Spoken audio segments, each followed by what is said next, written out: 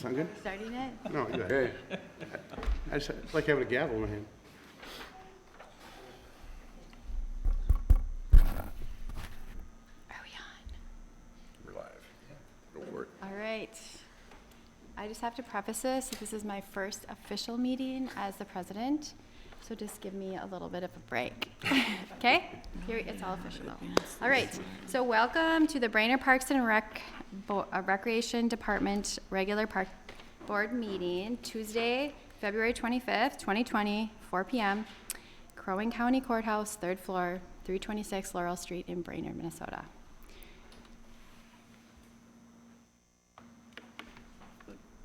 And, Just start off with the oath of office. okay, so we're calling the meeting to order by swearing Dale into office.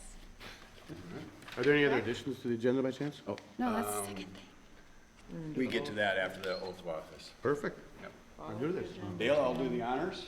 All right. I get to swear. It even says oath. All right.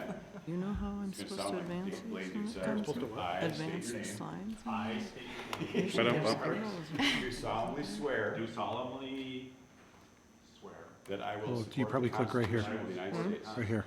So we're on that, and you click Constitution of the this. State of Minnesota, the Constitution of the State of Minnesota, and that I will faithfully discharge faithfully discharge the duties of the office of duties Park of Board the office of Park Board of the City of Brainerd, of the City Minnesota, of Brainerd, Minnesota, to the best of my judgment and ability, to the best of my judgment and ability. so help me God. So help me God. All right, you're All sworn righty. in. Congratulations on that. 5 more years of volunteer work. Checks in the mail. Years. 10% raise. Right. Make it 100. Why not? He held out for a big Getting raise. double what you got last year, Dale. I know. All right, welcome, welcome. All right, are there any additions to the agenda? Yes, I have, under new business, Rotary Riverside Park signage.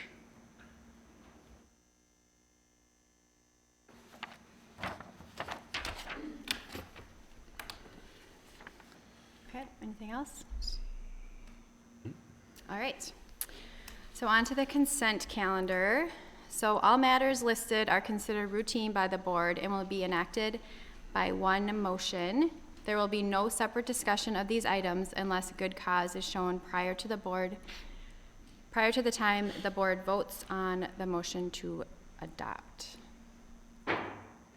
So moved. And I would second. All right. And, Motion and approved, or seconded. all right, motion's been approved and seconded. All in favor say aye. Aye. All opposed, same sign. All right. Motion carries. All right, now we are on to old business.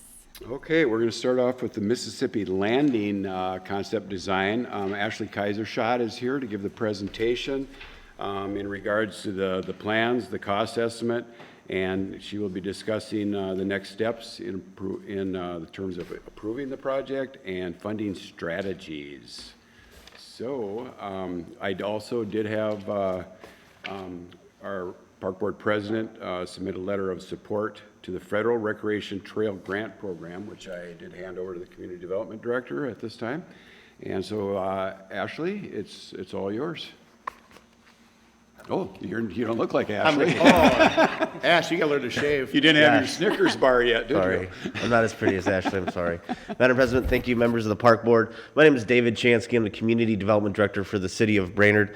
I'm overseeing the city's half of this project. You've been involved in this project through over the last number of years as the Brainerd Riverfront Committee has had this dream of turning this site here on the riverfront into a community space, a space that turns our community back to the river and allows our residents to interact with the Mississippi River.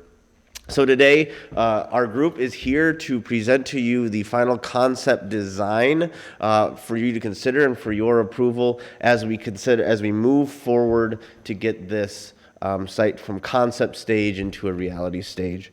So today we do have Ashley Kaisershot here with Sourcewell, as well as Holly Larson with the National Park Service, and Don Gorham, who is the chair or co-chair of the Mississippi River Committee.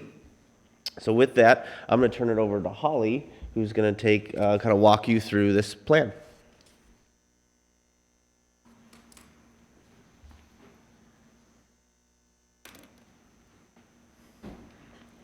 I'm Holly Larson. I'm an outdoor recreation planner with the Rivers, Trails, and Conservation Assistance Program of the National Park Service.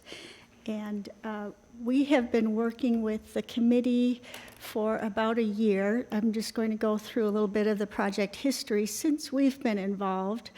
We started by looking at the site and getting the committee to do some drawing and brainstorming on what could happen at the site. So we started with a programming exercise. We came up with 4 schematic designs, concept designs of what could happen there. Then we narrowed it down to 2 proposals. We kept working with the committee and refined the plan down to 1 proposal, which is what you'll see today. Then we started the community engagement process. So this was about July, and I believe you had a presentation with an update in July or August from the committee. So there was a traveling poster that described the project, and it was posted at the YMCA and a number of different sites around the city. Then there was an online community survey that was sent out, and that was open for a couple of months. And that was summarized or closed in November. So we got a lot of surveys you'll be hearing about a little bit. And then more recently, there was a public stakeholder meeting. So that brings us to today. Good evening. My name is Ashley Kaisershot. I'm going to touch just a little bit about our existing site. Many of you are familiar where the site is, but for the audience, I want to touch on a few of the site facts.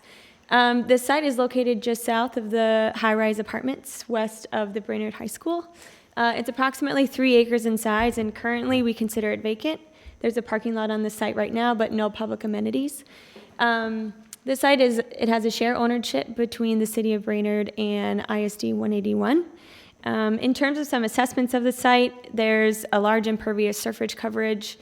There's some slight water quality concerns as all the runoff water directly into the Mississippi River from the parking lot. It's a fantastic infill development opportunity. Great potential for recreation expansion. You have substantial waterfront property, which definitely makes this parcel very unique in the city. And it has a prime viewshed opportunities as you look north and south along the river. Another great opportunity that we have in front of us is you can tell that we're centrally located right in the heart of the Brainerd Trail Network. So not only does that contain your local trail networks such as the Buffalo Hills Trail and Cuyuna Lakes Trail, but you're also right in the hub of the Paul Bunyan State Trail in the green on the left-hand side of the map, and then the future alignment of the Cuyuna Lakes State Trail. So that centralized location provides a perfect opportunity for a trailhead to service both of those state trails as well as your local trails. But let's also not forget the Mississippi River as it brushes right past the site.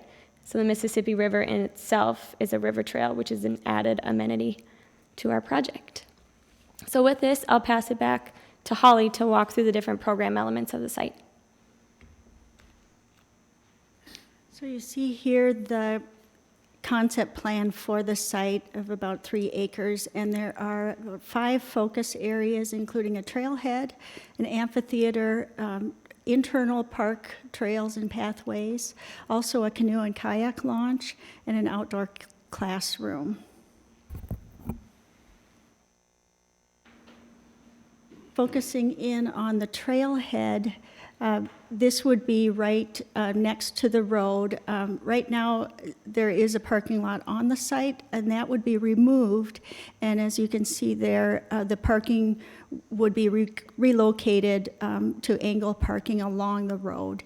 And we wouldn't lose many parking spots by doing that.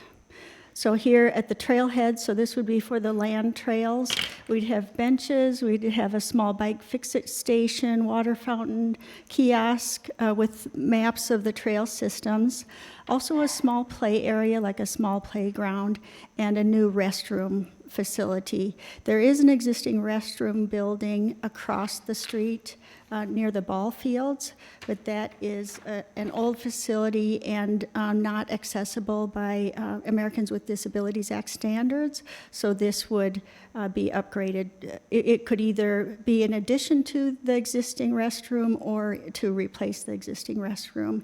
And then you can see there we've got proposed a enhanced crosswalk, so with highly visible striping across the road, and then some curb extensions so that there's a shorter distance for people to cross. The amphitheater would use the hillside that exists there coming down from the apartment building on top. It would make use of the great views to the Mississippi River from that site. And what was pictured was something that could seat 150 to 200 people. It would have a small stage and maybe a covered stage, and then some of the designs that are out there for these kind of things would have grass platforms, tiered platforms with grass, where you could bring lawn chairs or sit, and then there's extra seating then on the hillside around it. So it's pictured that this would be for small festivals or music concerts.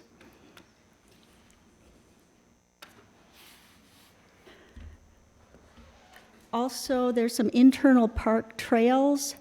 There's an existing trail that's paved that's along the road right now. That would be replaced and just move slightly over. That would be the connection to the state trails, the Cuyuna State Trail and the Paul Bunyan State Trail. It would be moved in order to change the parking configuration on the site. And then pictured there are a number of hard surface trails that would offer a little bit of space for walking or maybe family bicycling around the site. There's a promenade that goes right through the middle of the site that gets to an overlook over the river. For that area, it was pictured that there could be some electric outlets along it, so if you're having a concert at the amphitheater, food trucks or other small booths could pull up and have electricity and offer concessions during events, or a farmer's market, something like that.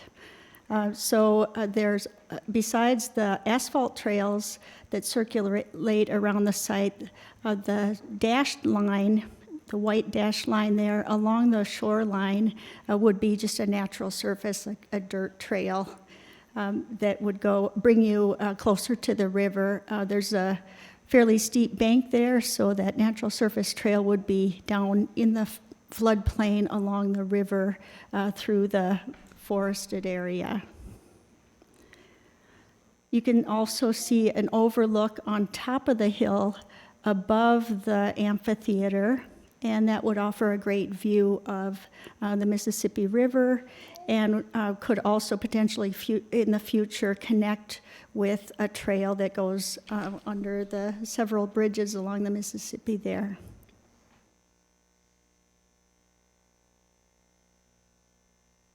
An outdoor classroom is something the committee was really excited about for this site. This is within walking distance of the high school, so what we've got pictured here is a shelter. It would probably just be a cover and with a roof with open sides, and then some river steps, and that would just be likely concrete steps that could take you right down to the river, and classes could use that for water quality monitoring or just as a way to get right down and touch the river. a lot of, it's just a natural draw for humans to get to the river, and right now you can't really get down there very easily because of the steep bank and the forest. So this would offer a way for the community to be able to access the river. Also in this site, in this picture here, you can see best management practices down at the bottom. That would be rain gardens. So right now, the stormwater drains directly into the river from the parking lot and also from the parking lot of the apartments up above the site. So you'd be able to improve the water quality by diverting the stormwater from that apartment parking lot and also from this site into rain gardens or filtration areas, so it could filter down before the water goes toward the river instead of going directly to the river from the parking lots. So that's an important part of the educational tools too. What's pictured is interpretive signs near the river and also near these rain gardens to tell people about what the functions of those are. A canoe kayak launch is proposed here, and what we've got pictured is a loading zone where you could pull over with a car or a car and a trailer and access the river, probably with a hardened surface, but probably not paved surface, maybe a gravel surface. We located this at a place where the bank is less steep and also considered what the river is doing, and there's a little bit of an eddy at this point, so this would make a better canoe kayak launch than your existing one at Kiwanis. We're told that that one is muddy a lot of the time, and this has a better surface near the water. And you'd also be able to have that loading zone close and a pretty short walk with your canoe and kayak down to the river. And Don will tell us about project phasing. Good afternoon. It's great to be in front of you folks again. It has been a kind of a journey we've been on now, and you know, all throughout the process, it's been, what's it going to look like? What's it going to cost? We've kind of had to keep saying we don't know. We're working on it. We are at a point right now where we've finished a phase of design, of community engagement, and now we're pursuing funding. So we're at a really neat point now where you can begin to see how this would work and how this would look. We're getting so close. So we're talking about project phasing, which is, we all know it's for budget reasons, that's a realistic way. And also, there's ways of, by doing this in the phase, will allow us to be creative as we go. For instance, the first phase, that's going to be the mass grading, that's going to be working on the land, that's going to be the trail construction, we're looking at utilities, and the biggest thing is getting the old parking lot out.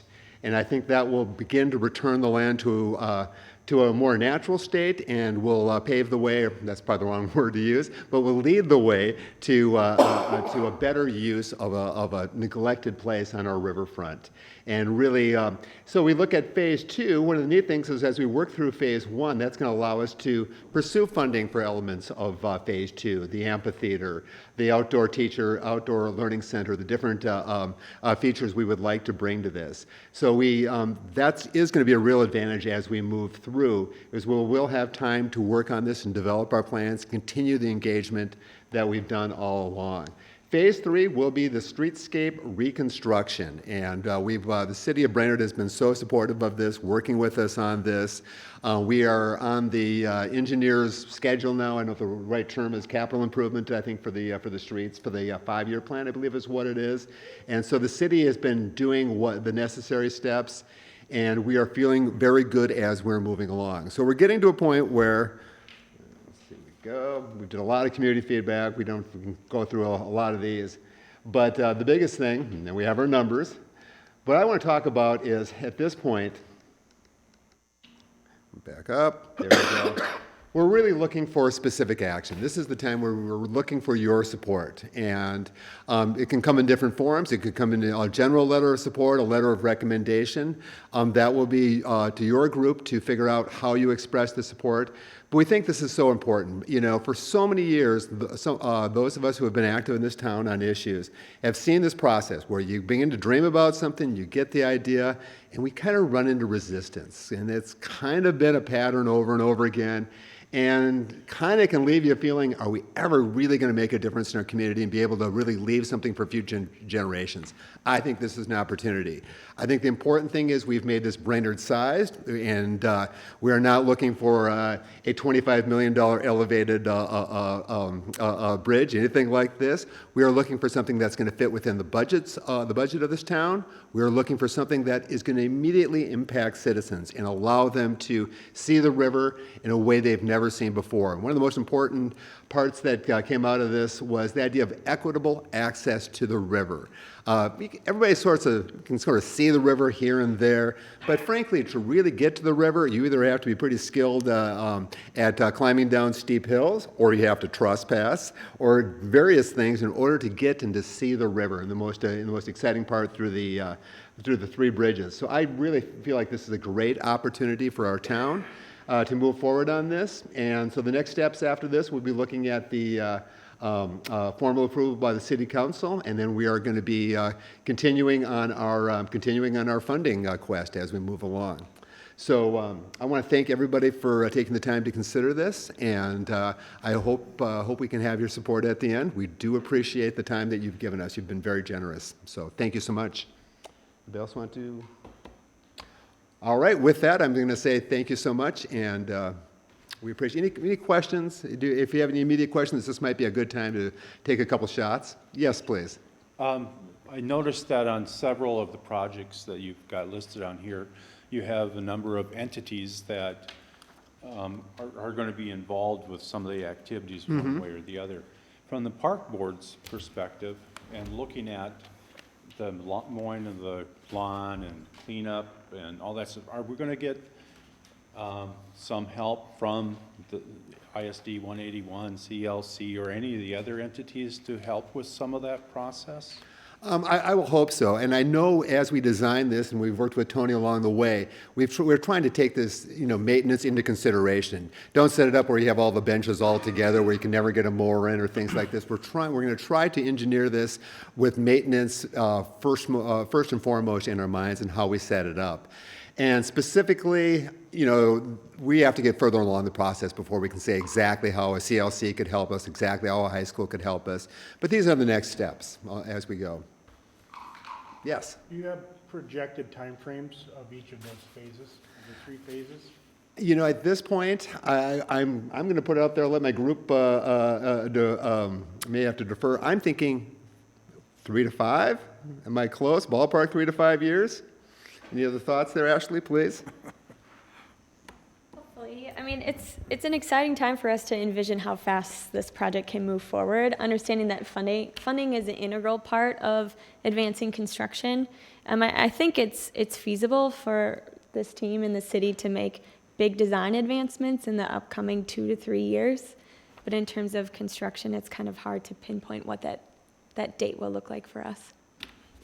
I know that doesn't exactly answer your question, but... Are there other funding things we need to apply for to help get things started that you can push us that direction? Or? I'll back up just a little bit.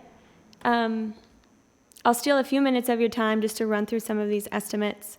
So we were able to leverage some of the key knowledge from another partner of ours. The landscape architecture team at SEH was able to put together a very high-level estimate, because remember, this is a concept plan. We're not fully designing yet. So there's a total of 18 programming elements that they looked into. An integral part of the community survey that I shared a little bit with you at the last meeting was folks were a little concerned about the restroom, and rightfully so. So you can tell that an item in here is the restroom, and they gave us a cost associated with each element, which is very helpful. So the project number comes just shy of $4 million. And there's a 20% contingency fee that has to be added on top of it because it's such a concept number. We're not 100% sure on those final dollars and cents. But what's really helpful is there's a suite of grant services or grant programs that we can apply for in the upcoming years. We're currently authoring a grant for the Federal Recreational Trails Program that you were so kindly willing to offer a letter of support. And then we'll also be applying to the Local Trails Grant Program through the DNR. LCCMR funding is another funding bucket for us that is just right around the corner. It's a bonding year, so we'll be having those conversations. The TA, Transportation Alternatives Program, opens in October. So you can tell that we have a strategic plan to apply for a lot of programs. But, that in itself, we have to prepare and strategize our move in the next upcoming months. We're lucky we live in the state of Minnesota where there's fantastic park and trail programming. So we really hope to leverage a lot of those state programs. Long-winded answer. Well, I'm glad that you went back and caught up on the estimate numbers there, because you really zipped by the dollar amount there the first time. To piggyback on what Dale had said, one of the things that we're really interested as a city is making sure that we're partnering with our other entities. My biggest concern, and we've talked about this before, is the fact that there's not one, but 2 bathrooms located directly next to this site. They're public restrooms by another entity, and I want to make sure that we're at least exploring the possibility of partnering with them. I had heard that they're not ADA compliant, which is a concern to begin with. But perhaps if that's the case, they may be willing to allow us to help them upgrade their bathroom in order for it to be compliant, and then for us to be able to use it, especially considering that, if you look at that picture, and you can barely see it, but we're talking about a restroom that's located directly across the street from another restroom. Mm-hmm. And that's concerning when the price tag coming alongside that is $680,000. And that was something that the committee has absolutely discussed, was can we partner with ISD 181 on that bathroom? Obviously, as you said, the ADA compliance is a concern, but we could work on helping them update it. Obviously, it'd probably be cheaper than $682,000. But when we were working with SEH to get this concept plan, we wanted to get what is the full picture. And as part of this, just so you're aware, for that restroom plan, one of the reasons the number's where it is was we said, what we asked them was go bigger, because we'd always just go back. So that plan is for a 4-season, I think 3 stalls in a female bathroom, a stall and 2 urinals in a male bathroom, and a family bathroom. So that's what $682,000 is getting you, all of that all year round. Part of that is there's the infrastructure. It's right there in the road, but you would be building it directly on there. So that's really what we asked them, is we give us the big number, and then so we can then scale back as necessary. Yeah, I just want to make sure that while we're moving forward with the project, because that's really become the focus of the city, is making sure that while we're doing these projects, that we're not doing them inside a bubble, that we're trying to do them in conjunction with our partners. And this is a great opportunity for us to do that. I fully support this project. I think it's a fantastic use of our city's scope and where we're headed. Taking a parking lot and repurposing it into something that is, one, useful, and then 2, beautifies the city is fantastic. But I also like that you are doing it in phases, in that phase 1 is let's get the bare bones of what we need to actually make this a site, and then build on it from there. But these conversations have to start happening in order for it. Because, ultimately, if we want to talk bathrooms, and I hate to keep doing that, but you've got the one there, you've got the one at the football field, and then you've got the one at Kiwanis as well. That's 3 bathrooms that are public restrooms in a very short area on a trail. So I want to make sure that if we're going to do that, that we at least have explored all the options possible for it. And one thing that was discussed when we held our stakeholder meeting at the beginning of January was plans like this, not this exact plans, but to do something with the site have come and gone over the last 30 years multiple times, and it has stayed just like it is. And so part of the goal here, especially with the phasing of it, is even if we can get stuff moving, that alone energizes people, because it's no more talk, and they're actually doing something now. There's a bulldozer down there ripping up concrete. They're starting to mark and survey where the trail's going to go, and then using that momentum to, again, help start holding events and different things that'll draw people more and more to that site as it's getting developed. Restrooms are expensive. We have found that. Any other questions? Yes. Well, what is the first phase you need from us? At this point, what we're really asking for you is to give pretty much your blessing on this plan. Once the board has given their blessing on this plan, the next step for the group will be going before the full city council to get their full blessing on the plan as well. And then by having both the park board and the city council their full support on this plan, we can then use that again to be leveraging dollars as we start seeking them, because without the full support of local entities, the park board and the city council, the chances of getting funding are probably nothing. So you basically just need a thumbs up from us today to push it over to city council from here. Yes. When I'm strongly in favor of it, so I'd make that motion. I'll second it. I just have one question before we move forward with that. So if this goes through, which I think in the last meetings that you guys have presented, we've all been excited about this.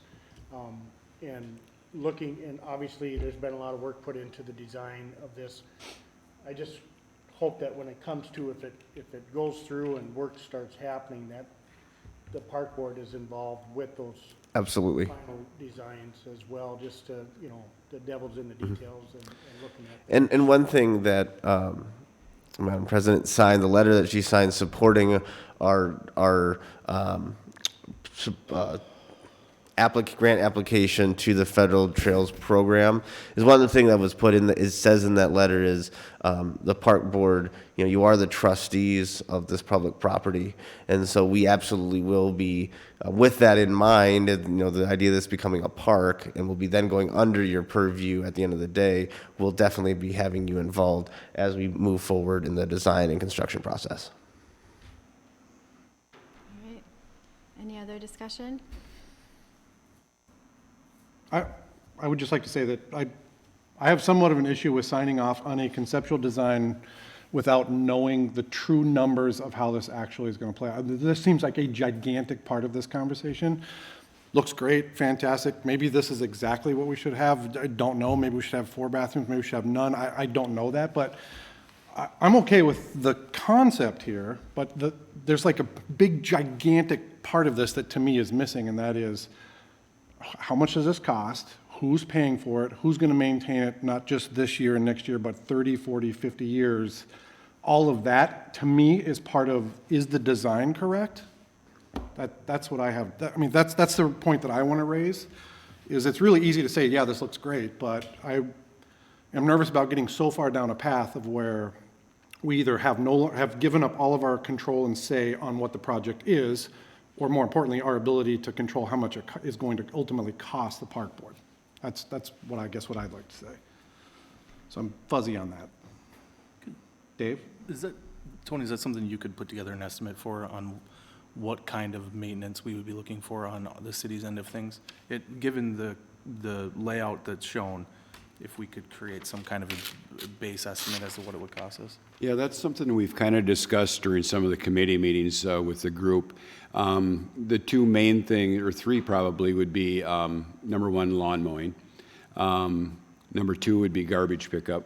And number three would be cleaning the restrooms on a daily basis while they're open. And so that would be added to what we're already doing with the staff, our maintenance staff. And we are set up to mow, pick up garbage, and clean restrooms. We do that daily throughout the summer months. But yes, it would add to our workload, no question about it. How long it would take each time, you know, garbage pickup in a site this small, 3 acres, would be really quick. You know, maybe 20 minutes or something like that each day. Restroom, when they're picking up the garbage, the person also then cleans the restroom. That's another 30 minutes approximately. And then mowing 3 acres, it depends on how many obstacles are in the way. If there's picnic tables, trees, garbage cans, things like that we have to either go around or move. You know, so let's say that takes another hour. So we're looking at approximately 2 hours a day, maybe one individual doing this. Is this 4 season? Are we talking winter usage as well? And that's something that's been considered, is we do want this to not just be a May through September facility. We really do want to make this a 4 season. So with the trails, the idea is those trails would then be available to maybe cross-country skiers or again still walkers throughout the year. The hill, depending on the positioning of that amphitheater, potentially could be a nice sledding hill.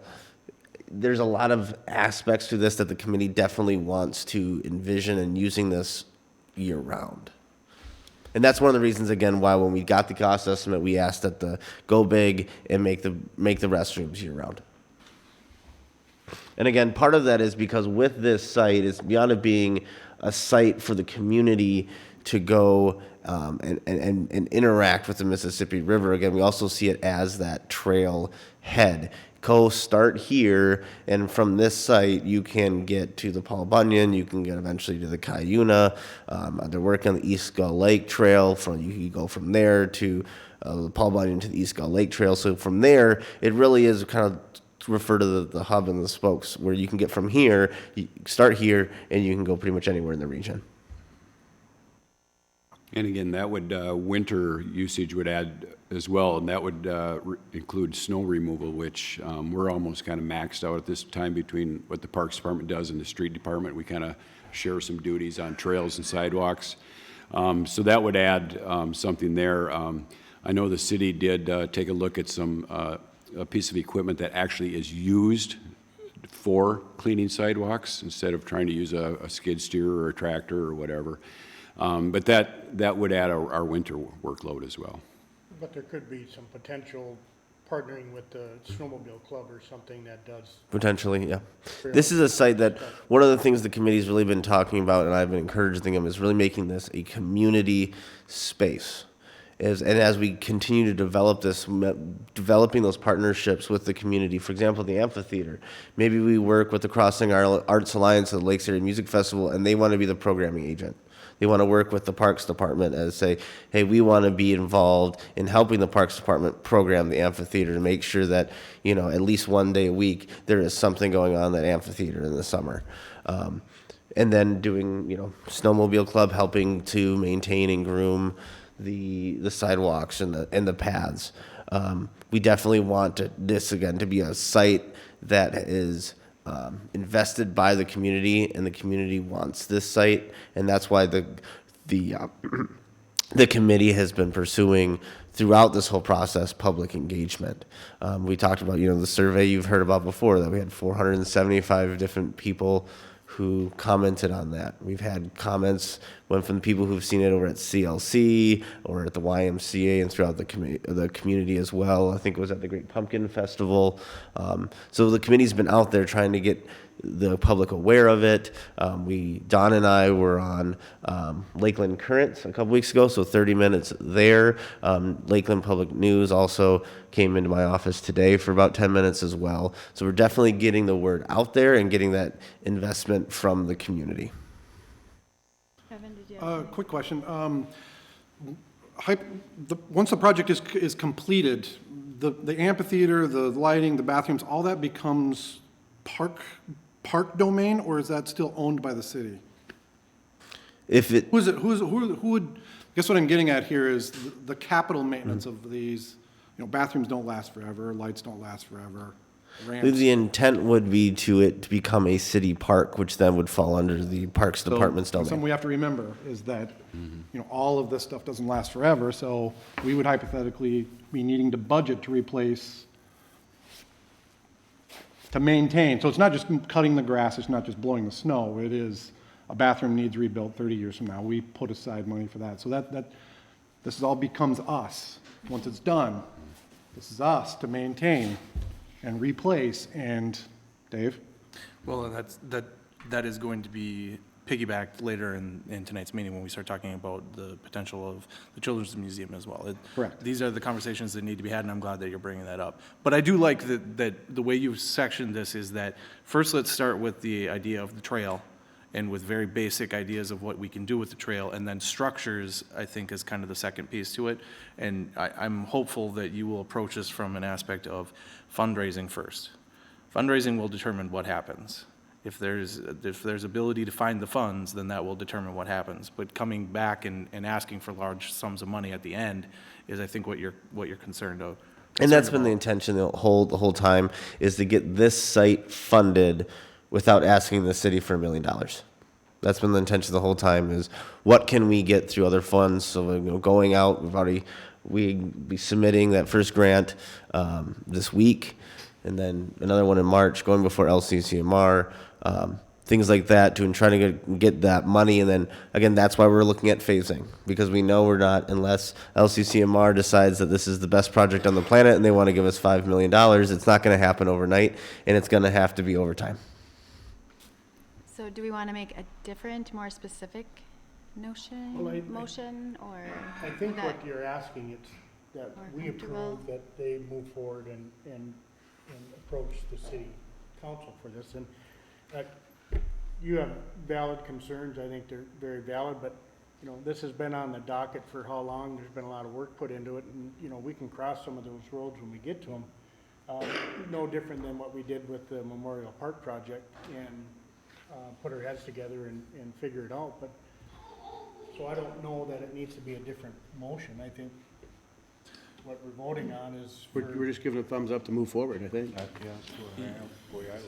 Well, and that becomes my role then, is if, when you pass along this, then as it comes to the city council, the things that have been voiced will then be voiced at that time as well. But And obviously with funding and everything else that goes on, there's gonna be headaches along the way over a 5-year period, financially over. But of the 7 years I've been on this board, this might be one of the coolest projects I've seen. Just because you've got the most famous river in the world flowing through our town, and you can use it in about 30-foot sections is about it. Now, at least we can use it, it's a starting point to branch off and to go every different direction around the river and around the whole lakes area. So it makes sense, and we're a park board. We need park board things. I know it's expensive, but it sounds like a cool thing to me. Kim, do you mind repeating or telling us what our motion was? What we just said? I just would have said motion to approve the proposed riverfront plan. So I don't think that means we're approving all the concept. details of it. Concept. Just the idea. Concept, the idea. I just want to be clear of that. We reserve the right to discuss this later after this vote right now on whether or not we want to own this thing, how the money works, who pays for it. I just want to be clear. Or are we rubber stamping this right now and says, yep, city, we're good with this, keep going? To me, it sounds like it's the same with the Children's Museum, that we're approving to move forward with this motion, not that we've approved everything that they have on. Are we sure? I would agree to that, much like what happened with the Children's Museum, we're now moving into the next step, which is getting into the finer details of what that actually will mean. And that will transpire as we move forward. What you're being shown there, it has no actual construction built into it, so there will be checks and balances along the way. And much like Ashley, so there's dates that we have to start getting for funding available. The requests need to be put in before March, April, whatever it may be, right? So the sooner we get started, the sooner we can look for funding.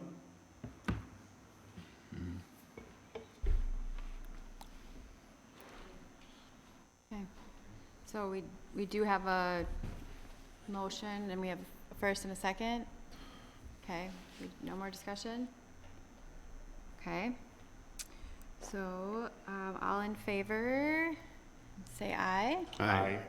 All opposed, same sign. Aye. Motion passes. Thank you very much. Okay, thank you. All right, so next up, the ski loons contract. Okay. In 2019, the Park Board and the Brainerd Ski Loons did sign a one-year agreement, which went from May 25th through August 31st of 2019. The Park Board would be wanting to discuss another one-year contract with the Ski Loons. That being said, Wayne and Stacy Harding sent an email, which is included in your Park Board packet. They are in attendance today, but they did ask two requests for the Park Board to consider. One would be that The ski loons are done practicing each evening by 8 o'clock. Currently, the contract, or the lease state, it is a contract, says they could ski from 6 o'clock to dusk on the 4 nights per week.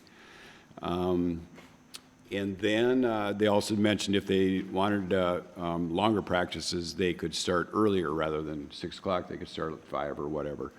The other request is that once the final show has concluded, that the ramp be removed and that the practices essentially conclude after the last show.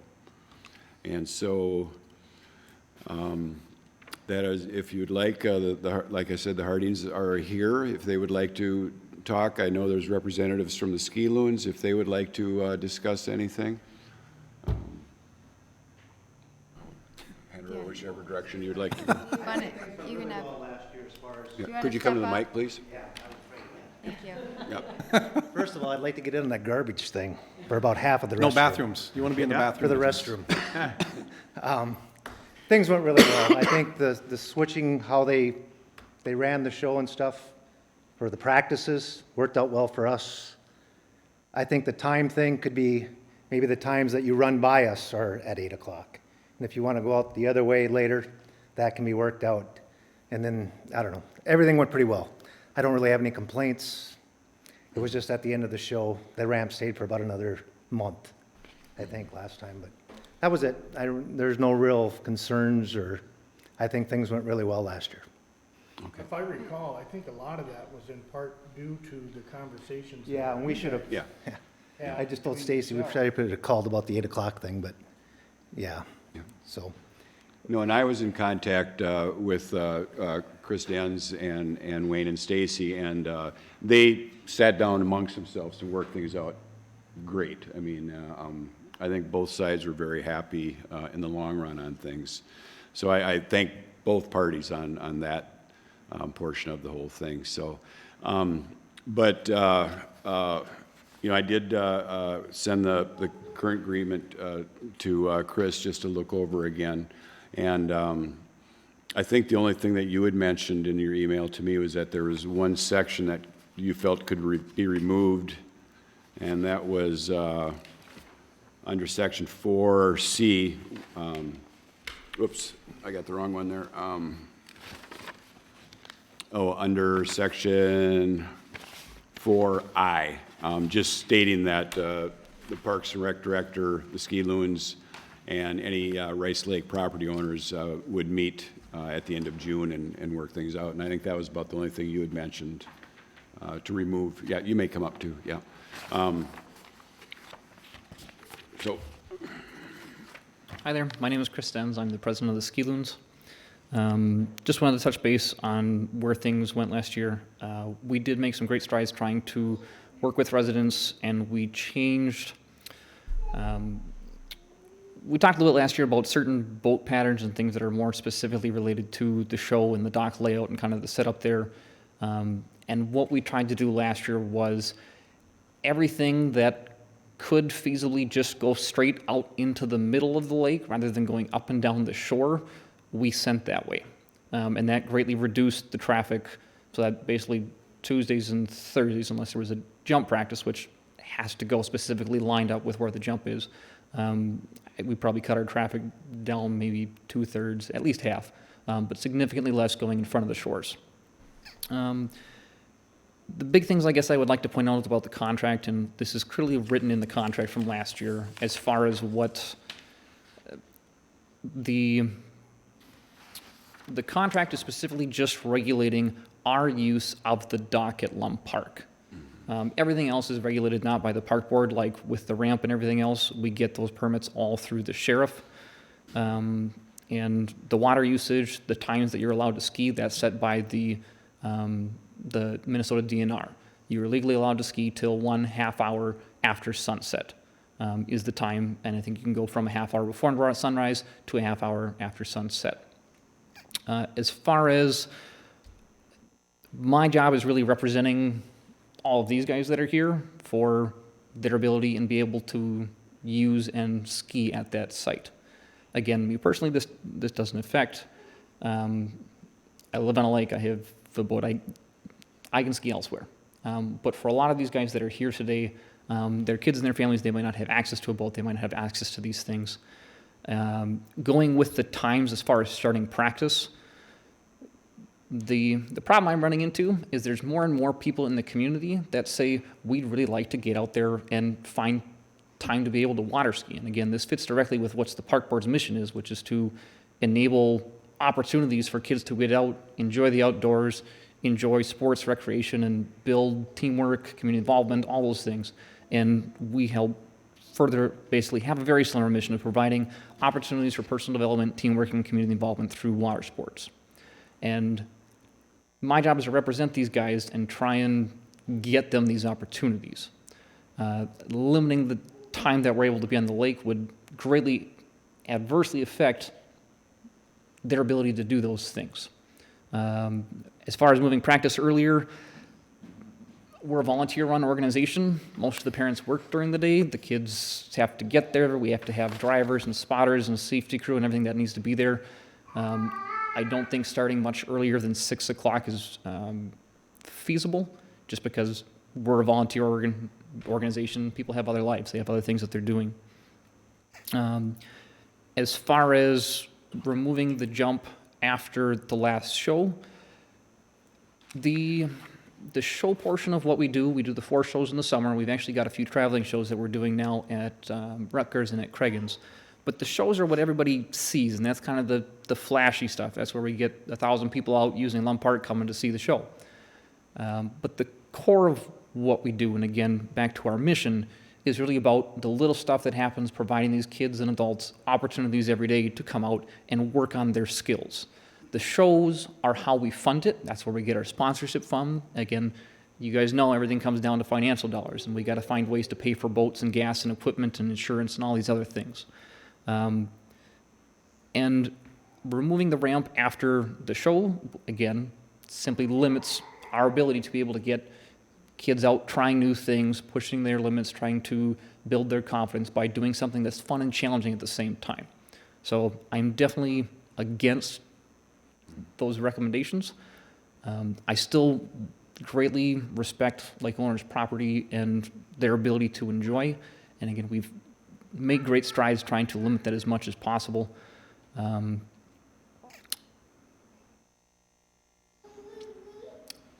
As always, I find ways that we can minimize their impact on the rest of the lake without sacrificing what our mission is and what your mission is for the city and for the kids and for the people of this community.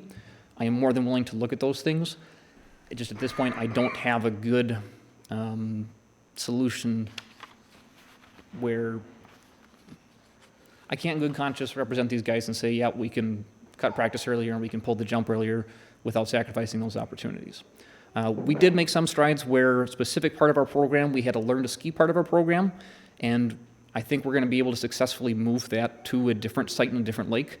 We had the volunteers line up, and there's a lot less equipment, and there's a lot less people for those nights.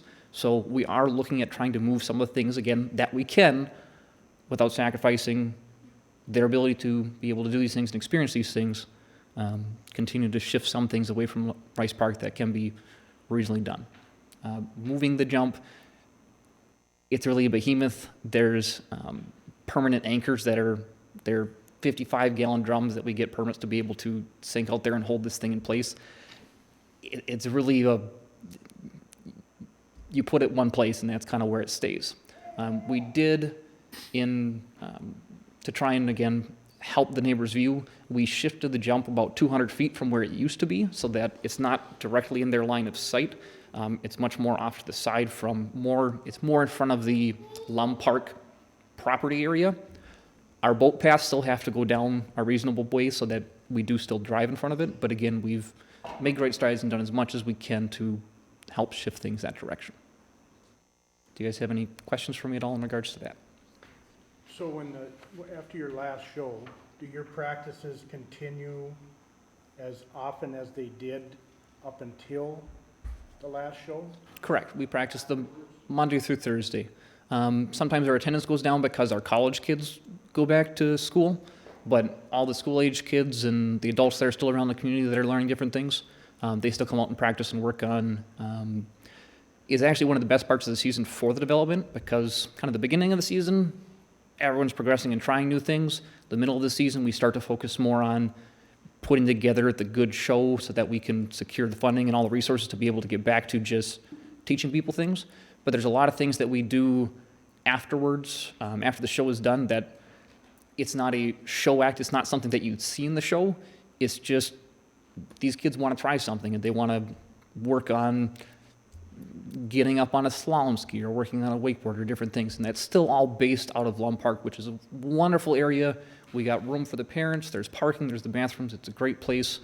We're really excited that the Children's Museum is potentially going to come in there and get some different things with amenities and more parking potentially and things like that. So we're excited to continue moving forward with that.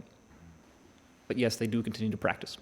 I know you already mentioned this, but I just wanted to reiterate the fact that the dock is something that you get a permit from somebody other than the park board. So we don't have any. The jump is. The jump. The that's what I dock is an meant. attached The jump. structure, so that does But the fall jump, underneath. we don't have any control over it. So Correct. we can't put that in any agreement. And that can't be in the And contract. that, it's just something that we It's don't a- have the authority. it's a to technical do. thing, but So yes. You'd have to work that out with, I guess, the property owners or is it the sheriff? It's the sheriff. The Crow Wing Yeah. County Sheriff is the one that we get Yeah. that permit through. Well, that's the issue. I mean, you have 6 different, you have us, the park board, the sheriff, the DNR.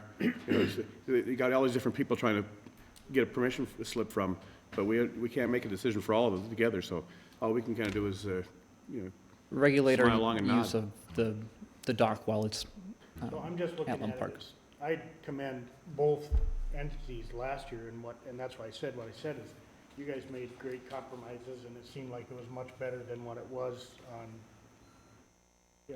from at least the property owner's perspective. So in these two areas that they're asking, is there any room for compromise in that as well? In maybe your practices don't end at 8 o'clock, but maybe the jumping part of it that goes by the residents, can that end by 8 o'clock? So I'm just, it's putting it back into your guys' lap. Is there more discussion that can happen with you guys that can Yes. facilitate some of this? And this was the first I heard. Wayne didn't reach out to me directly with his concerns, so this is really the first I've heard officially of what they were potentially looking at, so I wasn't sure what the topics were going to be coming into this meeting. Every year we set up kind of our practice schedule, and the main things that need to run the certain direction is our pyramid practice and our ballet lines, just because they have enough people that are part of them that they can't go off the skinny section of the dock. It just doesn't fit. We have, for the most part, our, towards the end of the evening, and I don't have my schedule in front of me, but I know we did restructure a lot of that. So our pyramid practice happens, I know, right away at 6:30, and it usually goes till 7:30 or 8 o'clock. And then I believe most of the things that we've done afterwards are the smaller acts that we send out straight, or a group goes to a different area of the lake to go and practice. So I believe we have made good progress on that. The jump is kind of the one exception that will sometimes happen after that, just based on the people that are there. When certain people who are able to drive jump, there's a lot of moving pieces that we have to try and coordinate among our volunteers, and sometimes it does fit best for that jumping area to be at that certain point in time. But jump is also one of those things that you have to be able to see good. You can't do it when it starts to get too dark where it becomes a safety risk. So rarely does that go any time after sunset because it becomes a safety factor. So very few nights, I would say, are there, or again, I can look at the schedule and try to structure it as such to have the least amount of things going down that pathway based on our patterns that we need to run after 8 o'clock. I'm certainly open to looking at that. We spent a lot of time on this last year and getting it down to something that we have control over and what we don't have control over. It sounds like you're willing to work on things again this year and adjust. I personally kind of like the idea that we have in there that let's continue to talk. I mean, it says meeting in June. I don't think that necessarily has to be anything extremely formal, but the idea that this can continue to be a working relationship, I think, is really important. Again, we don't have the right to regulate your access on the water. We only have the right to control that dock through the lease agreement. So I really am leery of us getting too into the weeds on all this, and it needs to just be something where we're stating in here, and I would like to keep that line in here, that this is an ongoing thing that we need to continue to keep an eye on so that everyone is making sure that they're happy with where we're at. And we're certainly open to that if it's something that you'd like to have in there, so that if it's in there, we got to book it, what's going to happen. It protects us later on. Sure, that's not a problem. I'm fine leaving that in. And I think last time Thank it was you. just Tony got a hold of both of us on June. I don't think, there wasn't really even a formal meeting then. No, we didn't have a formal meeting. We just, You emailed me, you emailed him, and things were good. Again, even if it's just we CC us all on an email and say, hey, is there anything going on? We can reply back, no, there's written documentation that it happened. Well, personally, I'm glad that this meeting has went as well as it has, because this is year 3, and this is the best meeting we've had on this, I think, so. So do we And need? I'm fine with them working on some patterns after 8 o'clock, and I should have called you beforehand. Yeah. Something I didn't know you. Yeah. I'd like to see some Indian wrestling back and forth between the two. To see the legs go up in the air, 1, 2, 3, kind of. See who wins. They got him weight wise. Okay, so do we need any kind of action here? Well, yeah, we do. What are we, Approve the contract approval either with with the or new without. additions? with new dates, basically that's about it, is new dates, right? So I we're don't know that not, we can control. we're not adding these two Yeah. things, though. Because we can't control the water. So we're looking for a motion to approve the last year's contract, but with this year's dates, keeping in 4I, though. Yeah. Okay, And I'll make that motion. all right. All right, any more discussion? Yeah. Okay. So Anything else you want to add at all? What? So, hearing none, all in favor, say aye. Aye. All opposed, same sign. All right. Passes. Thank you very much. Thanks for working it out. I mean, thanks, Yeah. the dial, gets us, yeah, I appreciate the communication, me personally. Thank you. All right, so next up is the Memorial Park lease. Okay, just an update here. Brainerd Industrial Center's Mike Higgins has provided a counter offer to the city, and this will be discussed at the March 2nd City Council meeting. And that's basically where that stands right now. Do we know what the counter offer was? That I am not at liberty to discuss at this point in time. Can I ask what the question was? Sorry. What was the counter offer? Oh, Mike Higgins' counter offer. I know I saw. I get a feeling it won't something in matter the to any of us at this paper table. about, demolition of the old buildings? buildings, yeah. So if No, we that- want to that must know, came we from go the to city March council 2nd's meeting, discussion. right? And that may be a close. Madam meeting. President, Oh, is it close? Oh, sorry, go ahead. Yep. Madam President, members of the board, thank you. I'm Jennifer Bergman. I'm the city administrator. Maybe just to add a little bit more, we did get an offer, or we did make an offer to Brainerd Land LLC to purchase Memorial Park parking lot back on January 28th. We did receive a counteroffer last week. As a result of that counteroffer, the city council will be considering that counteroffer for the Memorial Park parking lot in a closed session on Monday night. So there will be more to follow as this gets negotiated. Madam Chair. All right, thank you. Thank you.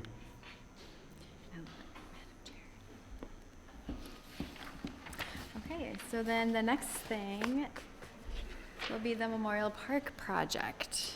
Okay, since the city council has bonded for $1.3 million for the Memorial Park project. And we've been kind of waiting to see what happens with the parking lot portion, where that stands, because any funds towards that, if the city does buy it, would come out of that $1.3 million. Because we really needed to get moving on some things, I went to WSN because you've got your engineering, your architecture, you got people line up for construction work, things like that. I felt I kind of needed to get the ball rolling on that somewhat. So what I did, and I'm going to hand these out, one is going to be what the Park Board decided and met with me earlier on the estimated costs for the project. If I could hand one of those out to each of you just as a reminder. And then that will be followed up by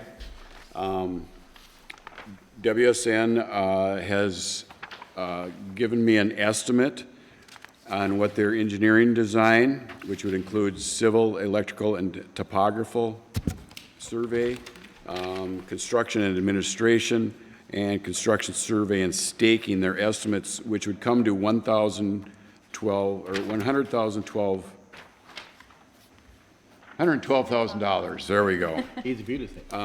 And they, if we approve going forward on this, they would like me to sign this and move it on. The last sheet I'm handing out, and I apologize, I actually was just putting this together this morning, is what I did is I took what the Park Board would like to see for improvements. I figured our number one priority is the warming house, the rinks, the cement concrete, or the concrete pad for the pickleball layout, the lights, there's sewer and water, there's heating, things like that. I put that down as our number one priority. Those funds would come to $811,000. You'll note in there that the warming house originally was estimated at $460,000, I believe it was. I asked them to put that down at $270,000, and that's based on the full cost of the Gregory Park warming house, which came to $238,000.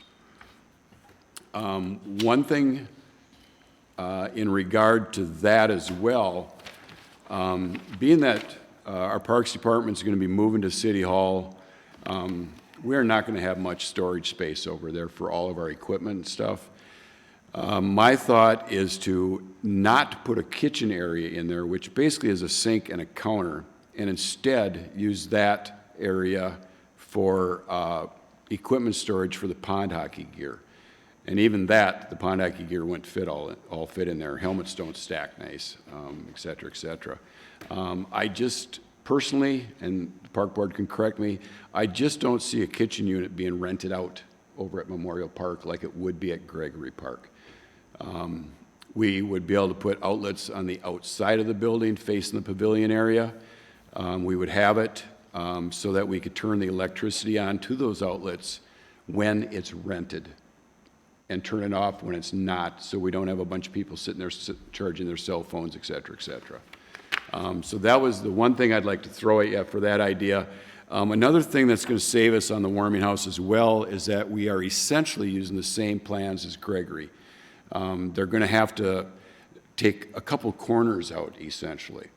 And otherwise, so that's going to save us on the drawings and things like that, the cost of doing those, basically the blueprints, because it's essentially going to be the same building. My second thought was that, and again, this is just my thoughts, leave it up to the Park Board, but I thought the playground and the safety netting would be the next thing that we could pay for. That would be $95,000 estimated. So therefore, the total expense of those two projects and the cost of the parking lot, if the city does purchase it for that amount, the WSN fees, that would come to $1.241 million. Now, should some of these prices be less than expected, for example, like the heating for the warming house, $20,000, I think that's way overboard because in the Gregory Park, we have 2 ceiling-mounted heaters and floorboards. I don't think that's going to cost $20,000. So if there is extra money available after these 2, then we would move forward on the other improvements that the park board approved in that one plan. Or So more, you're- because the Memorial Park secondary bid is obviously higher than 223 that we've already bid. What's that? I missed that. The offer, that counter from Higgins is obviously a lot more than 223. So if that gets accepted as. That's not the counter, that was the original, correct? Correct. Let's say if the counter, whatever God's made up stupid number is of 270, let's say, then that's another $52,000 that we're going to be missing out off of our 1.2 million. But If they buy the the parking lot. council can always say no. The council came up with 223,000. How that number came up, bid high and see if somebody takes it, I thought that was a mistake myself, but that's a whole nother story to Now, in start. terms of the warming house, if you're looking at possible storage, is there a way to reconfigure that kitchen area so that we can make it? Well, don't we have buildings right next to there with the baseball field? There's tons of storage there. Well, that building very well may have to be moved Well, why would it have to be moved? because of the potential trail going through, the playground, things But like it that. exists right now. It does exist. Yeah, I felt Which the building same are we way. talking about? Because I'm not so, this is all fine and dandy, but I'm not sold on not having a kitchen area in that Yeah, I agree.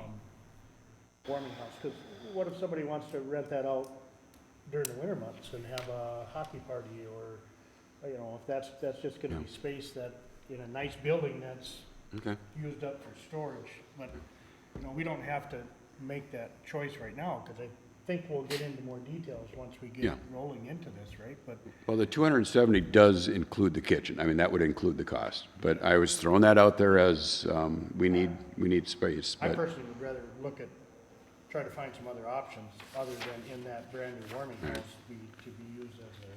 because the current building that's out there now, the wood one, we were going, what are we going to do with this thing?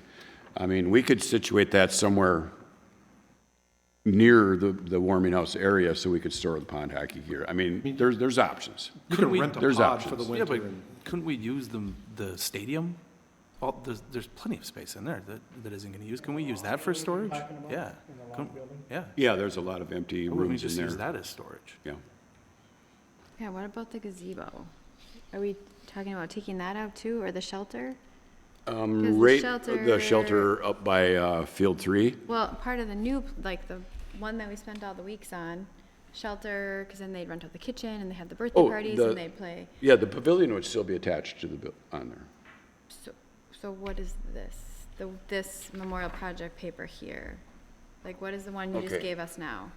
That What is- is, That's the, I took these figures right here.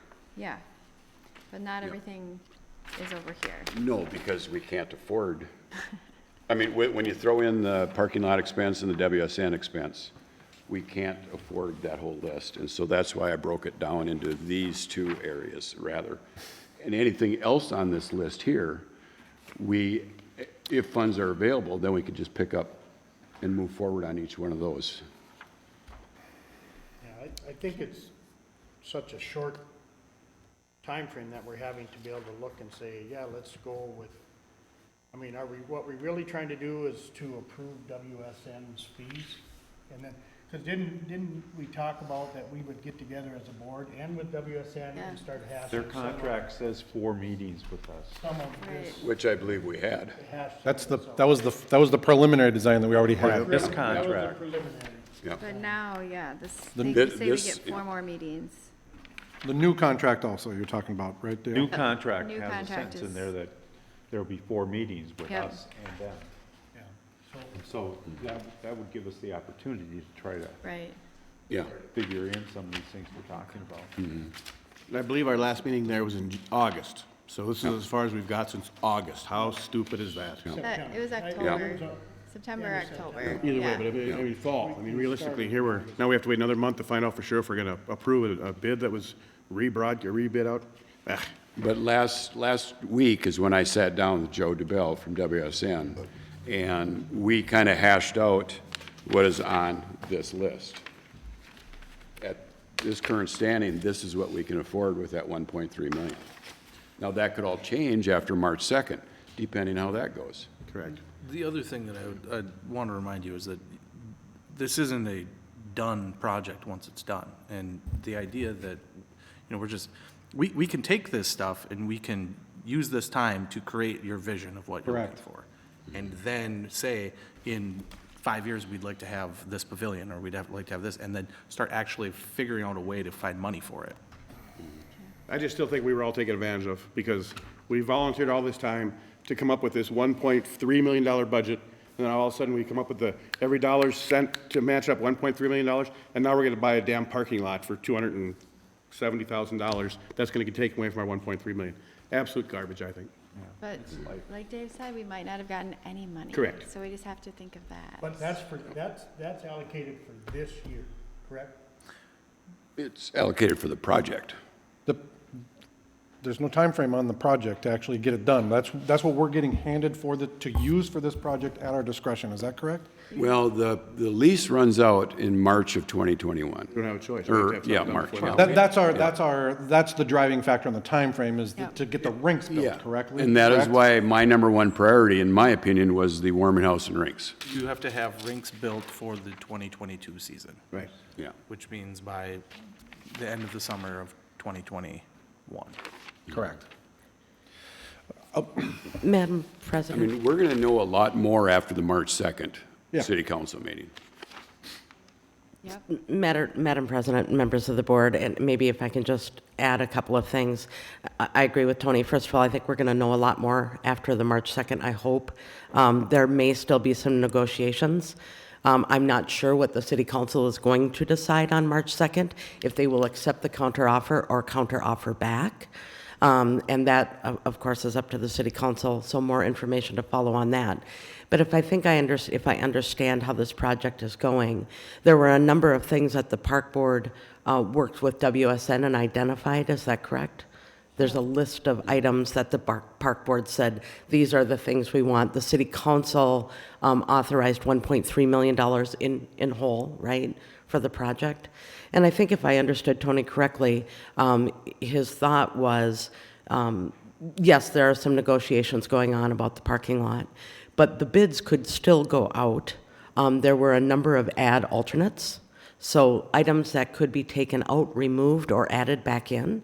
And when those bids come out, the park board can take a look at that, and then the park board can say, okay, our bids came in, and correct me if I'm wrong. So the bids came in, and I'm just going to make up numbers. Okay? Sorry. They come in at 1.4 million, and then there are items that the park board could say, okay, this is what we'll need to cut or reduce.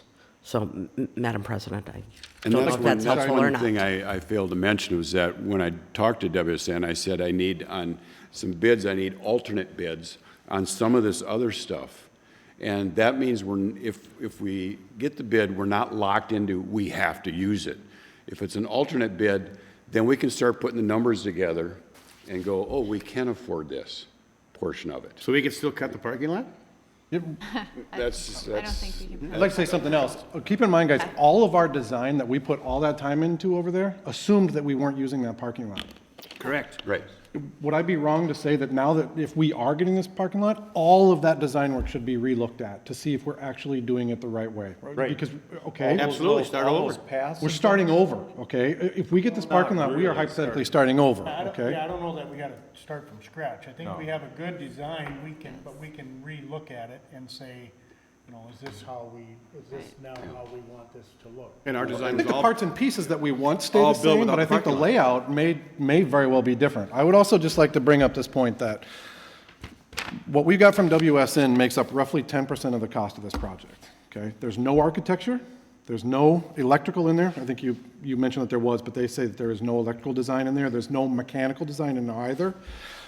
I would like to at least ask the question of, We paid $20,000 roughly, if I'm remembering correctly, for the preliminary design work that we had done. Is that correct? I would like to ask the question, can we take ownership of that preliminary design and can we send out an RFP for this portion of work and request bids to see if we can whittle this 10% of our project back down?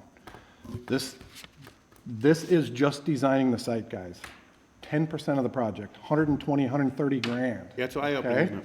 So I'm not saying that WSN isn't, that this isn't right, that this isn't valid, this isn't anything. All I'm saying is that I think with that chunk of money, we owe it to the taxpayers to put this in a theater of competitive bidding. This portion of work. I'm not willing to say, oh, perfect, looks good to me, let's turn WSN loose. There was no hourly breakdown on who's going to be working, what they're getting paid for an hour. This was just an estimate also. So remember that. The hours could be vastly over this. Granted, they could be under also, but this to me is a blank check, and I'm not sure I'm comfortable with that. I thought about that too, Kevin, is, yes, they did the preliminary and they did a fine job with it. They did a great job. They did a great job of working with us. Is there a chance that there's some ballooning going on to say, well, we already did this, we already got our hands in there, this is our, I don't know that, and I'm not judging their character, their personality, but I thought the same thing, is is this an accurate number? Should we send out an RFP or RFQ and give another bid? I don't. Jennifer, I know you weren't involved in the discussion at the time, but could you at least look into what our agreement, the past agreement with WSN was? And what that entails, what our commitment was on that part? Because I believe you're correct. I believe it was just that initial scope, and I believe we had the ability to look elsewhere. But I want to make sure that that's the case. Well, even if it doesn't, I mean, we're basically starting from scratch, to be honest with you. We could give our list of warming house, 2 rinks, and whatever we want, and say, this is our new RFP, here's the property parcel, can request a bid on what this scope of work entails. I think it's a smart move. We might, who knows, we might get. All right, so do we have to make a motion on that, or what just happened there? I'd say, yeah. Okay. So what are we making a motion on? Having Jennifer look at the contract, what we have with WSN, and then possibly putting out other bids? Is that 2 different motions? Nobody's made a motion. Under one? What do you guys think? Is that, Problem is, if we don't do anything, I mean, I hate to say approve this because we don't have time, but at the same time, next time we would be able to do anything, unless we had an emergency meeting, would be next month. You don't have to have buildings, you don't have to have anything constructed until 2021. The summer of 2021. That's when the warming house and the rinks will need to be in place so that once it snows and the ice comes, that they can be used. That is the time frame that we have. And it just seems like this is how this always happens, that this is always, we get it at the last minute and then we have to make a quick decision on something. And I mean, this is a big project and. Yeah, and obviously, $112,000 is a large fee, and I think we're prudent in asking for a bid for that.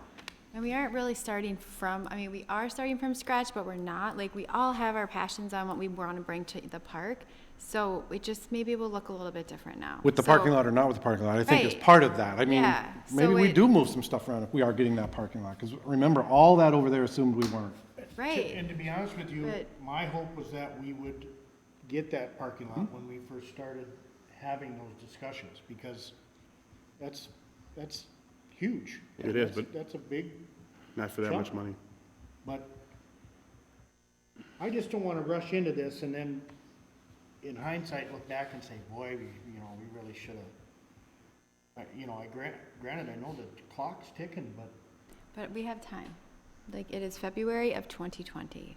So if we can have Jennifer check into that, and then, we can find out what we need to do next, I think, yeah. Because we're not gonna be happy with something if we had to, rush into it. And we want the city to be proud of this awesome new park that we're gonna make, right? Can I make a suggestion? Sure. Could we set a time for the park board to meet right after March 2nd? And then we'll know what we're talking about. I'm gone. We'll know what the city council decided instead of going, well, maybe this, maybe that, maybe this. Jennifer's Then correct. we will know. Jennifer's correct. You're not going to know until We won't.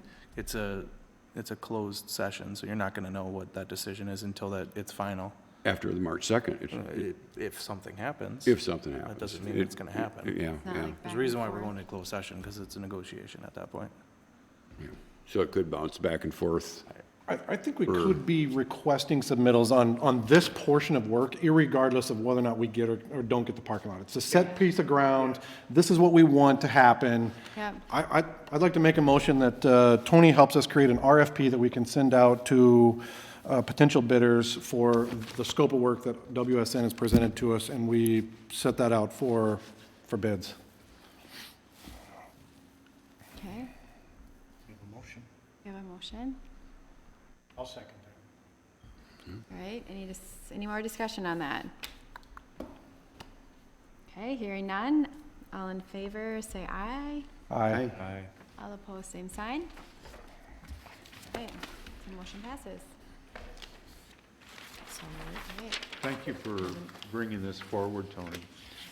Absolutely. Give us an opportunity to at least have this discussion. So Okay, thanks. yep. Yeah.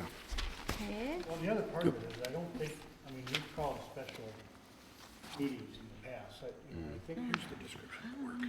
Everyone here has volunteered their time to do this. So if something comes up where we need to get together, I think we can do that on a short Just needed two- We what, did that for two-day notice? WSN for 6 months, didn't do a damn bit of good. Well, but you've got to remember, you're talking about spending $1.3 million.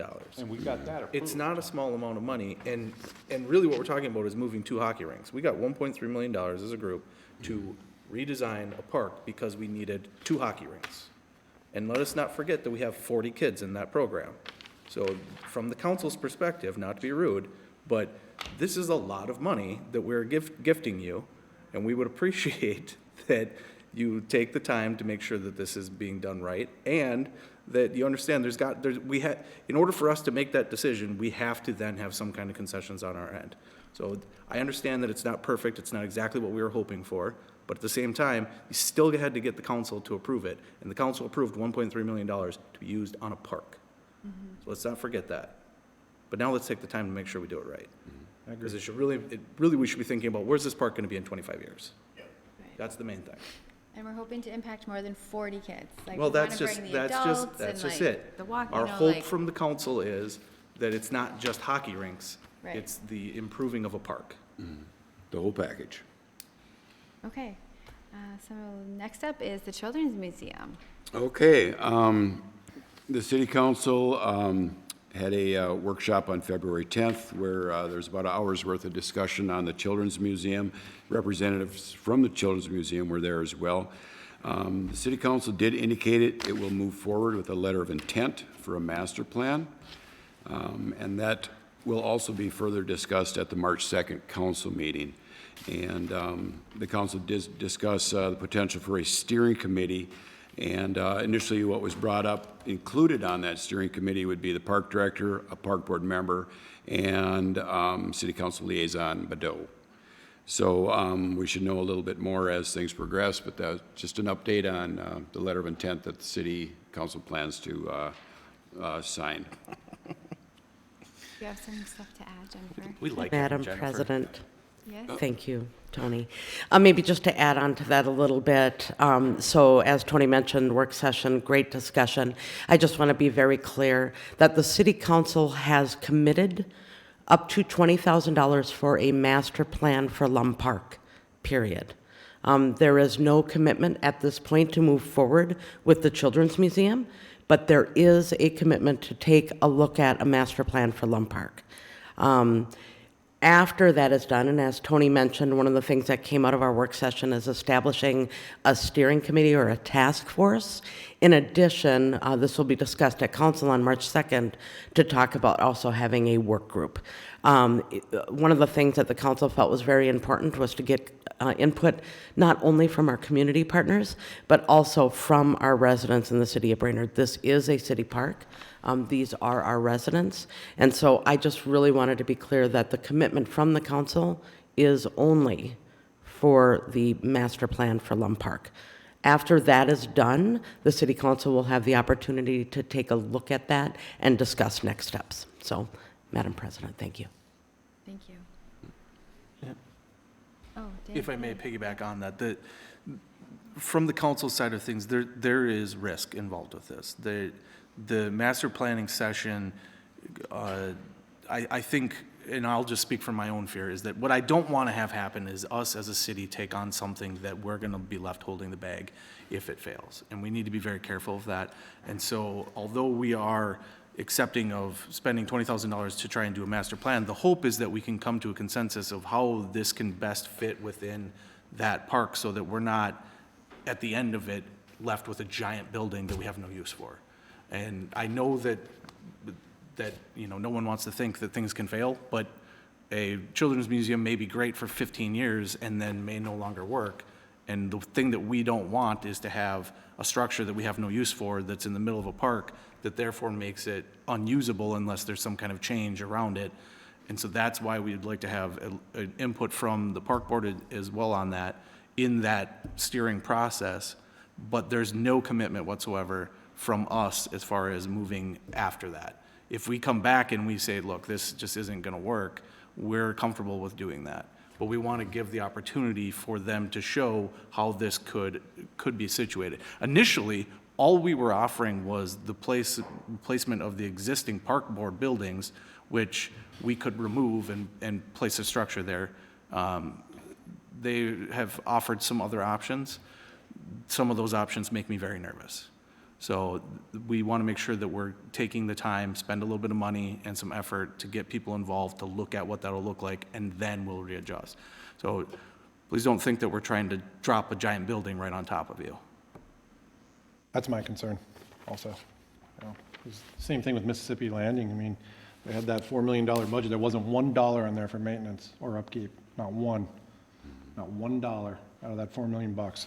There you go. Here's a $4 million whatever. Best of luck with it, guys. Don't forget to cut the grass on Sunday. So. Not that it really matters to most of the board, but lake owners on the lake, does that affect your? That'd be why we're still sitting here. Yeah. Just wondering where it was going. The hope from the city is that we can at least get an idea of what that will look like. I personally am very leery of where things have transgressed to. Initially, it was a great offer of, we've got this spot where we've got buildings that could easily be removed and we could place that right where those buildings are. It's got easy access from the road. There's parking associated with it. I do not like the idea of us adding a parking lot of any kind in there. We had talked about widening the road and make it connected so we could plow through to make easy access as far as the snow removal, so that from the city side of things, the maintenance end of things wouldn't be gigantic. But it seems to have continued down a path that we're basically saying, let's spend a little bit of money, take the time and effort to look at it, and then address it from there. But we're definitely at no point saying, this is absolutely going to happen.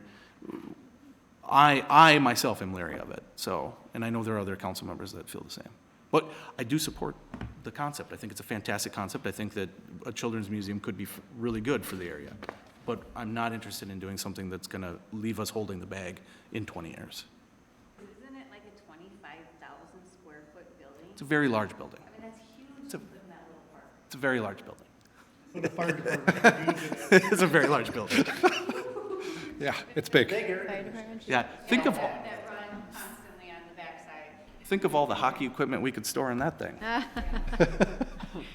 that's true. Okay.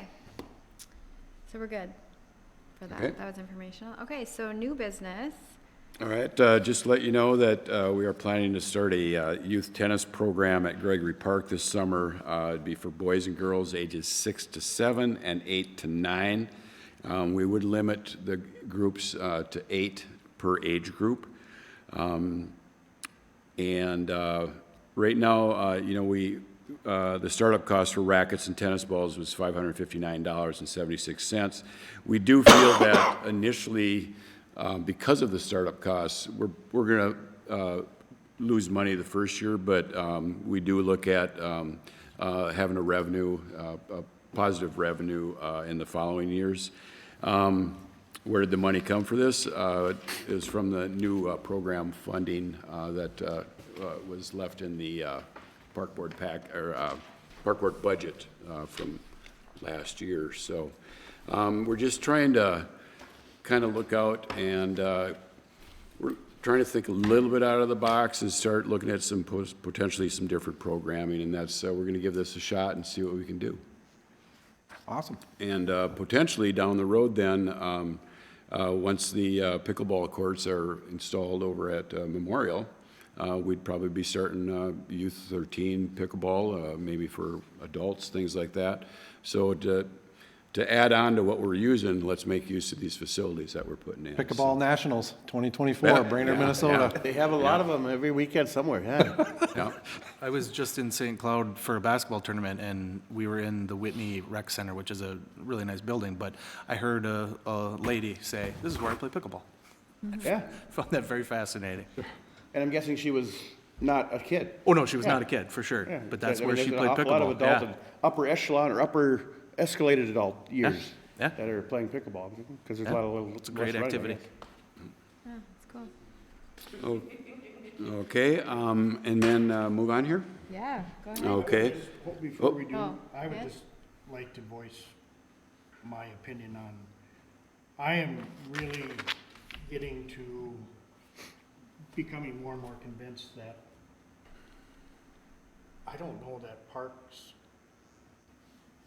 and recs are the best place for youth programs. But I'm becoming more and more convinced that they're not, especially when I look at all these other things that we are involved with, and being on that other side of it myself for a long time.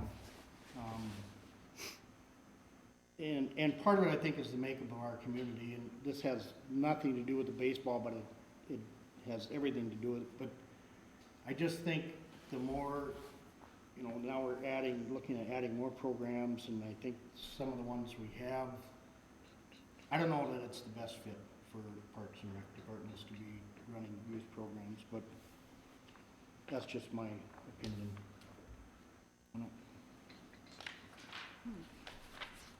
Are you thinking, looking at going at more associations, or are you thinking Yeah, just rent associations. our fields out type of thing? Yeah, community ed, whatever it might be, but I don't know, I think we gotta start looking at this differently. I really think the community ed and associations is really where our youth programs should be run. But I think down the line, we gotta get there. Regardless of what program it is, I just really feel like the parks departments really shouldn't be running these programs, they really don't. This is awful small, and I get that, but at some point, I think we gotta start looking at a different mindset for this. But A lot of man hours associated with it. A lot of man hours associated with it. yes, With the programs. Isn't that what Katie does?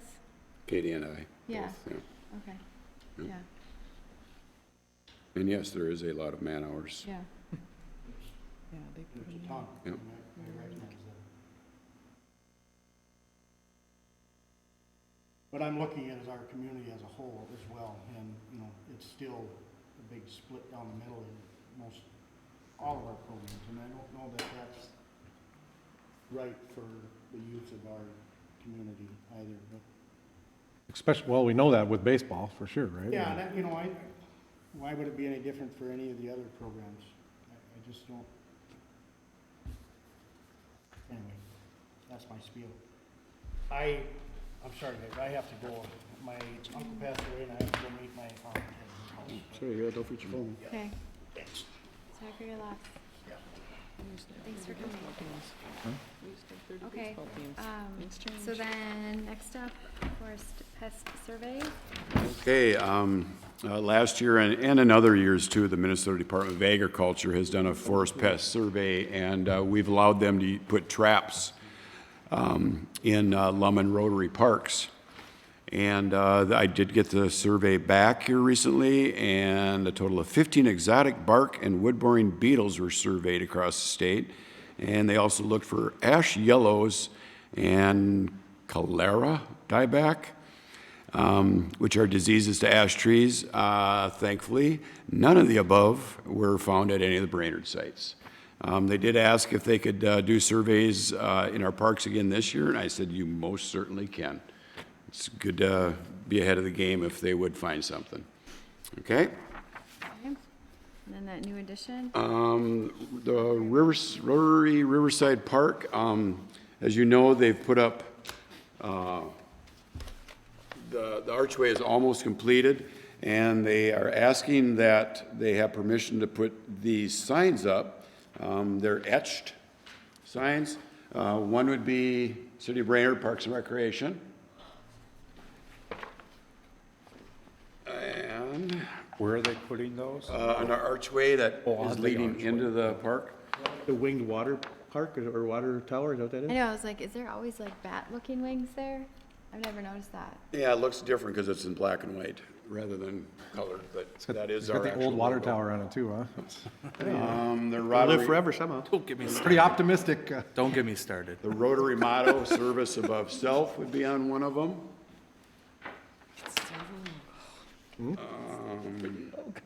It does look like it has bat wings. Another one would be this gateway entrance made possible by these major donors, Mark and Paula Persons, Brainerd New and Rotary Club, Brainerd Rotary Foundation, and Rotary District 5580.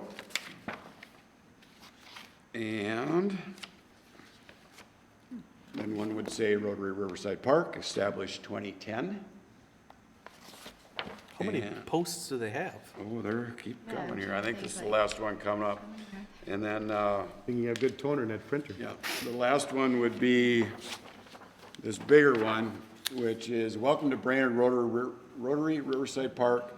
This urban natural retreat is a city park for use by individuals, families, and groups. Every penny. Please explore, enjoy, and participate in low-impact outdoor activities, wildlife observation, and educational opportunities.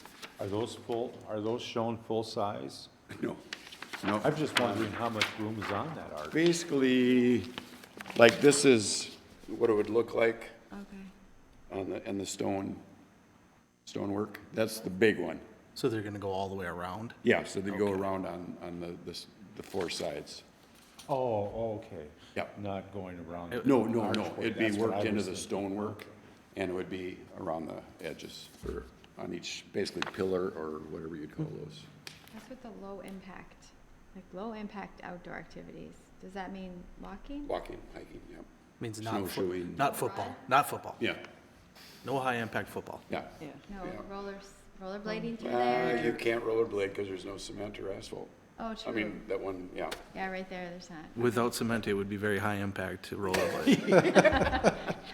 So basically, they're just asking for approval to pay for and install I these think things. we owe it to them to be able to let the public know of the park and that the amount of time and effort and money that they've put into it. They've done a lot. Yeah, I'd make a motion to approve that. okay, Yeah, I would second that. yeah. This archway is incredibly expensive, and they raised 100% of it, so. They're paying for it? Yep. Okay, sure. Okay, so we have a first and second. Any discussion? Okay, hearing no discussion. All in favor, say aye. Aye. All opposed, same sign. All right, motion passes. Okay. Public forum. Do I need to read this whole thing? Is there anyone here for the public? Nothing? No? That's my Okay. daughter. I'm gonna use a gavel for you?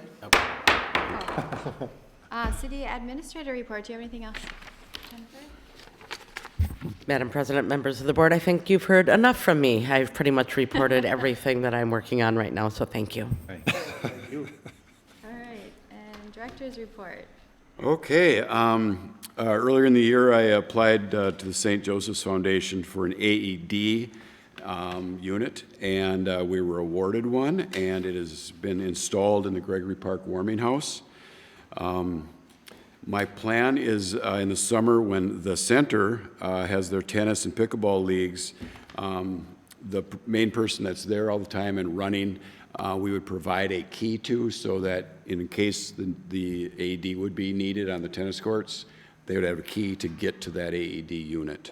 So we're very thankful to the foundation for donating this to us. We did have our Santa.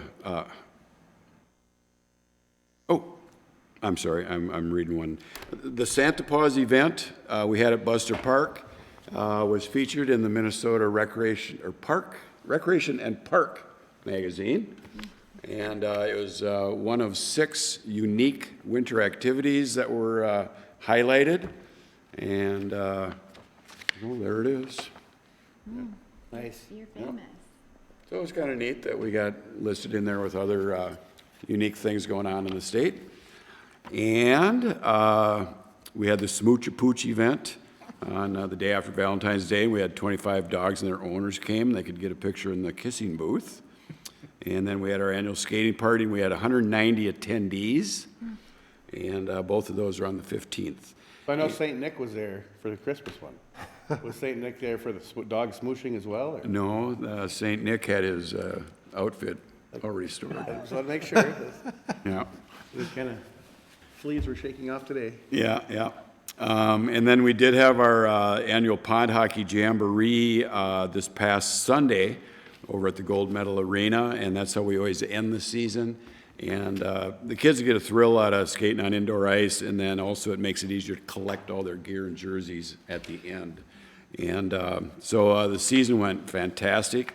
The adult pond hockey championship is tonight. We had to move it from Bain Park over to Mill Avenue because we had to shut Bain Park down because the heat and the angle of the sun, there was dirt on the end of the rink.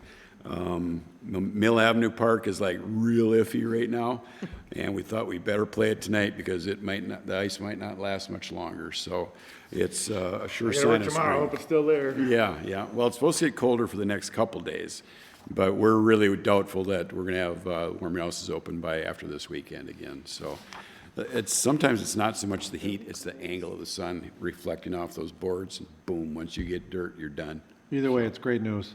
Yeah, yeah. Sorry. And I believe that would be it, I think. All right, someone want to make a motion to adjourn the meeting? I second. I can't make Did the someone motion. first? Who made the I'm sorry. motion? Oh, I thought you said. I was just asking for a motion. Right, do I say that? Yeah. Yep. Well, then I guess I'll make the motion. As long as we have a second already. I we're still good want to a go. second. Yep. All right, all in favor, say aye. Aye. All opposed, same sign. All right, way to go, team. That was a handful. So when can I talk? Like, I can't, I know I can't make a second first, whatever, but do I just make Did everybody motions? recognize Holly Holm You can jump in the and Georgia Yep. Okay. No. Oh, in the I thought kissing I, booth like, had with her to wait new, to- her new doggy? I'm like, How do you I shut this really- off now? Okay. You're So actually I the could lead- have- you're I actually don't the think lead you have dog, to so do I don't think anything. that- Right, so I- Just goes by itself? I need to talk now. I think it'll Well, I just time wasn't sure out. if I was supposed to, or if I was just supposed to listen. Bye, guys. and make Guys. Kinda like motions. my Hey, thanks for wasting an hour and a half of your week. Take that, basically